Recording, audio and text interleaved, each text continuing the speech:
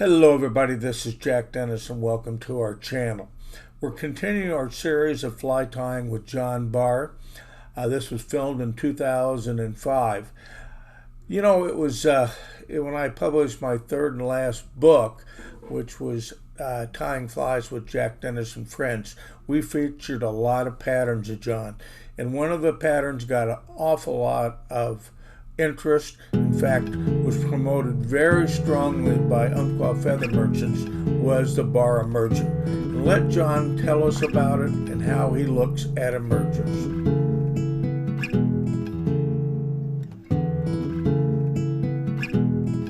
We've been kind of down in we've been deep and down. Down and dirty. So let's get up on top here and let's tie a fly, one of my all-time favorite flies. I tied it 30 years ago.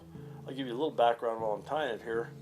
101, I know that fly. This is a dry fly hook, 101, Tamco 101. I like ring-eyed hooks, straight-eye hooks. They make it with a down eye too, 100. And they're tapered eyes too, different from a ring eye. So it's actually a straight-eye tapered eye. Oh. I just want to let you in on that. I always learn stuff. Ring eye is like a basketball rim. Okay. You know, and a straight eye is supposedly got tapered in it. Okay. I mean, just to throw that out. I didn't, I just never thought about it. Yeah. To be honest with you. Makes no difference. A little bit of knowledge that absolutely has no point. Okay, and I'm just real quick. I was up 1975 fishing Nelson Spring Creek. Before you had to pay, right? I think you had to pay $10 or something. Ah, inflation. Yeah. Yeah. But anyway, and gas was only 50 cents and all that stuff. But anyway, the fishing was really good, and I was in this run, fish rising everywhere, PMDs everywhere, but all of a sudden I started looking a little closer and they're just taking these little yellow specks. Yes. And I go, what the hell's going on? This is 75. I never heard of an emerger. I didn't know anything. And, I was just, and so I looked real close and taking yellow specks. And what the hell's that? So I put a nymph on, cut this rainbow. Happened to have a great big old mouth and a big old tongue. And on the back of his tongue were all these partially emerged PMDs. The nymphal shucks with just a little bit of the PMD adult pushing out through the shuck. That was all they were eating. So I went back to the motel room and tied this fly and went back the next day. And every good presentation that I made got taken. But a fish ate it. In fact, I got one fish twice. Fish don't get conditioned to this fly, which is really cool. But I mean, that was the beginning of emergers. I called it the PMD Emerger. And then the fall I tied a Betis Emerger, and the rest is history on emergers. You know, once you're in that zone, they're probably the least particular on emergers of any other fly. Because the view they get of it is so quick that they just... And if it's all in there with the naturals, you're going to get a fish. Yeah. It's really, but getting that fly in that zone is kind of difficult. It makes it a little bit more challenging. But anyway, I just used just rooster hackles, just Chinese neck hackles for the tail, and I just clipped it off. It doesn't look too easy. You say, I want you to use Zelon size. But you got to have it soft. You don't want it too stiff, do you? Well, and the floater can be a little on the stiff side. Yeah. On the sunken ones, I usually use a little webby part, but that's that's semi-stiff. Okay. I'm not using your top grade dry fly hackle, but just just stuff we reject these days. I mean, it's soft. It's kind of stuff. Yeah.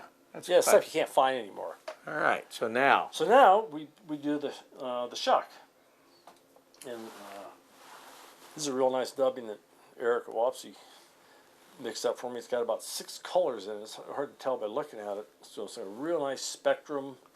Got a nice lively look to it. Kind of dirty a little bit. I mean, again, kind of a different color than what we traditionally think about as PMDs. This is the shuck. Right. Oh, you're doing the shuck now. Okay, I wasn't paying attention. We're finishing the shuck here. Okay. All right. So the shuck's still on halfway on the flies. Just like the ones I found in the trout's tongue. No, I understand now. I mean, I'm slow, but I catch on soon. Yeah, you got it. Yeah, Jack. Because PMD's, after it comes out of the shuck, is going to be a little brighter, a little bit different color. You thought this is the body on the PMD? Just, you know. This would be a dirty PMD, one who got in the mud. Okay? No, it's just right. And we're going to use a pale morning dun color, just like our thread is pale morning dun 8/0 uni thread. Our feather, dyed them up the same color. Again, you just Taking some of the fibers. taking some fibers, you just kind of eyeball that. There's no set rule there. Flip them off, and you're going to tie these in by the butts so they're pointing back. And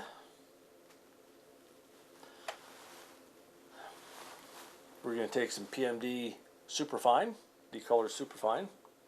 You find that in every fly shop in the world, probably, Oh, that yeah. color. Or at least in the U.S. Yep. Everybody's got Superfine. Yeah, especially that color.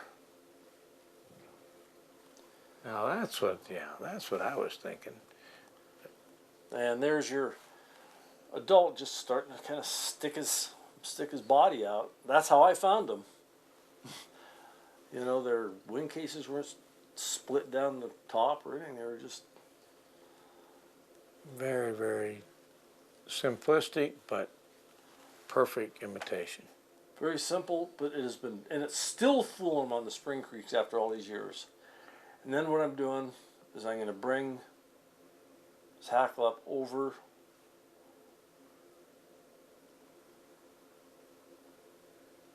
Just like that. over the Superfine.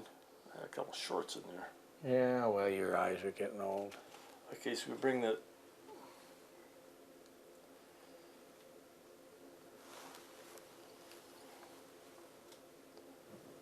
Yep. and then we just divide them Great idea. back. Give you little wing stubs there.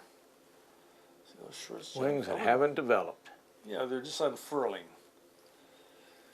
So this is not only a merger, it's a cripple as well. You know, it's a real dual purpose, you know, pattern you got to have in your box. Look at those. And just whip finish it.